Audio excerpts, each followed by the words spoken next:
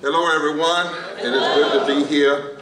I'm certainly thankful to God for this privilege, thankful to have the congressman introduce me here and not introduce me to the special counsel Mueller.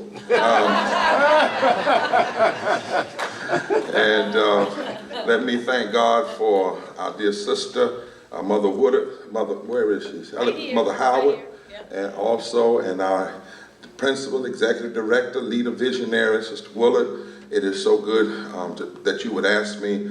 I knew that coming here tonight, I had to get into DC, and the last flight is at 9 o'clock out of RDU, but this school has meant so much that I just felt compelled to answer and at least come by just to show support for the tremendous work. One of my members is here, and Adrian Townsend, who's now working first grade. One of your former employees, Yara Allen, is now the National Theomusicologist and Cultural Director for the Poor People's Campaign, a national call for a moral revival. And many of the things she learned here, she's now training people in 39 states across the country. So you have produced so many, both in terms of the staff and the students. So let's give the staff and the students a big hand. I understand that Milton Toby Fitch was appointed as senator today. Am I right about that? Right. Wow. And so is now senator once again. We ought to give a hand for that. I'm going to try to be brief. I've got to get on the road right at about 5 to 7. But I was thinking, Mother Howard and Sister Woodard, about today. And I thought about my grandmother, who he only got to go to the 4th grade, and she had to quit school and work, but she made sure that her son, my father, she picked extra cotton, and wouldn't even let him pick cotton and made him stay in school.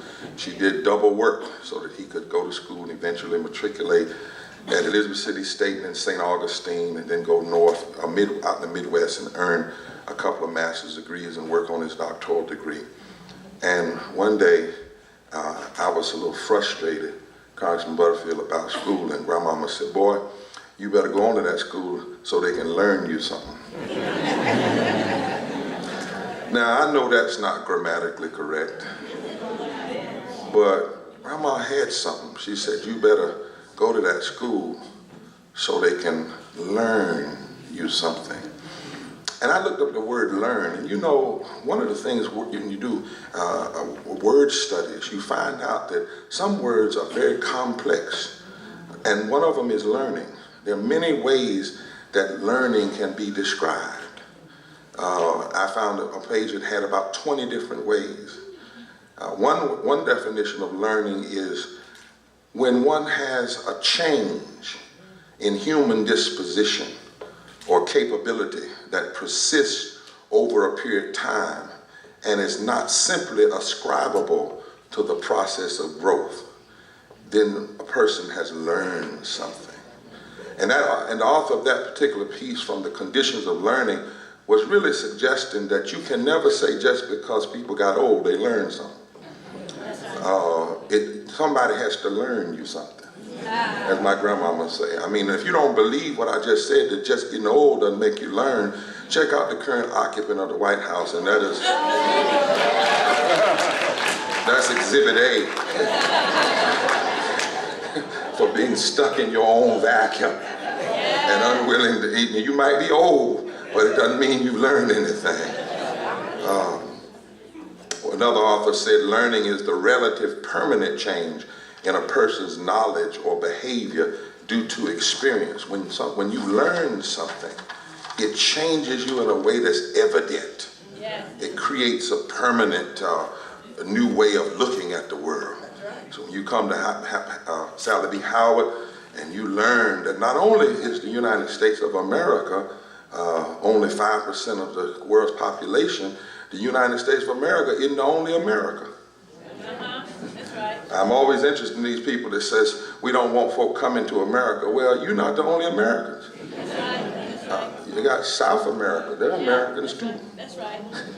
This is just North America. right. And all of the Americans in North America aren't even in the United States of America, because Canada is in the North America. Right. So, and when you learn that, and you learn about your culture and learn who you are, it permanently changes the way of seeing the world. Another writer said, we define learning as the transformative process of taking in information, that when that information is internalized and mixed with experience, it changes what we know, but it also builds on what we do. That's right. To be learned will change not only what you know, but it'll change what you do. I'm sure that because Sister Sister Howard, Mother Howard, learned those things up north, she said, now wait a minute, why can't some of this be in Wilson? That's right. That's right. Why does it have to be here?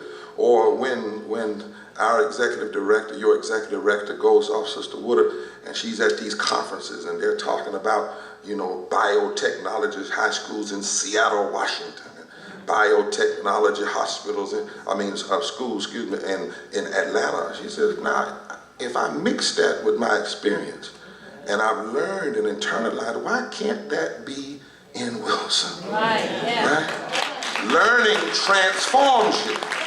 That's why there's a scripture that says, Lord, awaken me every morning and give me the tongue of the learned, that I might know how to speak to those who are struggling. Learn to learn. Another definition says acquiring knowledge and skills and having them readily available from memory so that you can make sense of future problems. In other words, you go through a process of learning, not so much for what you have to do now, but what you're going to have to face in the future. That's right. That's right. You learn how to learn. Yeah. And you can apply it in many different ways. That's why here at Sally B. Howard, there are times that there are certain things students have to learn that they might not get any other way. And I don't know if you all still teach some things by rote, as they used to say in old school. But the point is, you need some things that are so embedded in your memory that when you face future problems, you can make sense out of them. I didn't understand that when I was taking algebra and geometry and calculus. Sometimes I thought it was a waste of time, but the point of, even if I don't actually use it in the field of engineering, learning how to learn, learning how to figure out problems, learning how to not be scared of something just because it's different or difficult has served me in life. Because there's a calculus to everything. There's a calculus, GK, to organizing 3 years of Moral Monday protest. There's a calculus to figuring out how to protest, but then not just staying with protest, also figuring out how to do voter mobilization, and also figuring out how to have legal cases that are attached to your protest. You got to understand how A squared plus B squared can get you to C squared. You know what I'm saying? Learn, so the knowledge. And then this last one, it says that learning involves strengthening correct responses and weakening incorrect responses. In other words, learning will keep you from being loud and wrong.